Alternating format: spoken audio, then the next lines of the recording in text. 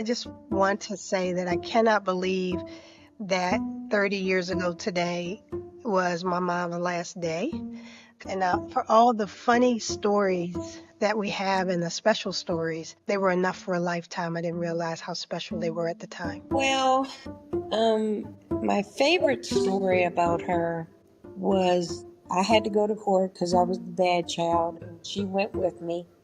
And I remember just feeling this sense of dread, like I'm going to jail today. And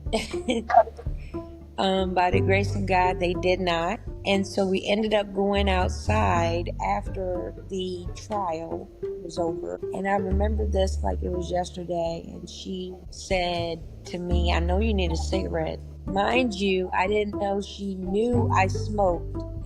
But she said, I know you need a cigarette. And I was like, I quickly reached in my purse, pulled it out, and I'm smoking like it's shaking. But she knew it, she felt it, and she provided, I guess, the opportunity or the safe space for me to just do what I needed to do to calm down because she knew I was frantic. But I tell that story to this day because I was like, I didn't realize how in tune she was to me until that day. So I love her for that. A good memory, well, not a good memory, a memory is her coming outside of State Farm and her car being gone because Tia took it. I don't even know she did. Peggy knew about that. Took her car every other day. I didn't know she knew. Indeed, she did. Nope, I ain't know that.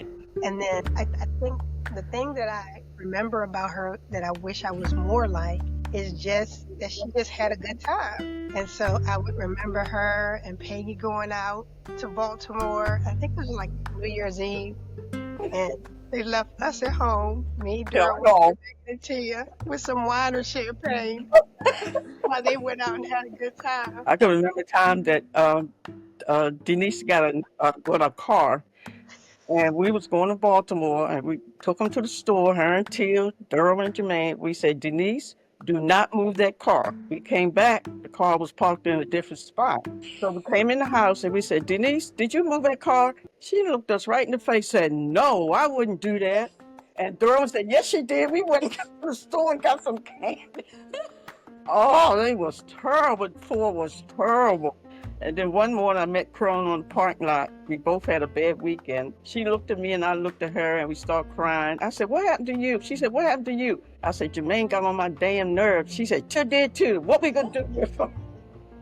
They was the good days, because I'm telling you, that was like night and day between Tia and Denise and night and day between Darwin and Jermaine, but they came up together. They really thought they was brothers and sisters, and to this day they still do. We still do. And that was a good thing, because I met Carolyn July the 2nd, 1972, State Farm Insurance. She was the only one that came to me and welcomed me to the unit, and ever since then we've been best of friends. Now we had our ups and downs and disagreements, but it didn't matter to anything. I was going to say what I loved about y'all is y'all were so close and we were raised as brothers and sisters, although we call each other brother and sister, but outside our circle we tell each other we're cousins. And it wasn't until our kids were older that they realized they were not real cousins. They were not blood cousins, but it was family nonetheless. To me, that's what I love. Family is the family you make, and not just that, but mom was almost 50 years old. It was 30 years ago she passed away, and there's a lot of people who've come and definitely a lot of people who have gone. Peggy, you stayed as a constant, which I think is a good representation of mom. Like whenever I miss her, I can look to you because you remember the stories, you remember the craziness, you remember the sweet moments. And it's as if I have a piece of her still here.